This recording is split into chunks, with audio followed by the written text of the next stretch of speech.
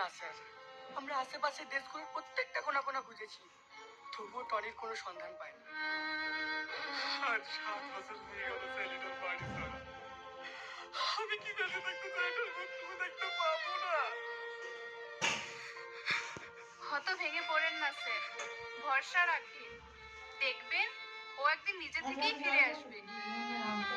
আমার ছেলেকে আমি খুব ভালো করে চিনি গো প্রিয়া। ও অনেক জেদি। ও মরে গেলেও আর এই বাড়িতে ফিরে আসবে না।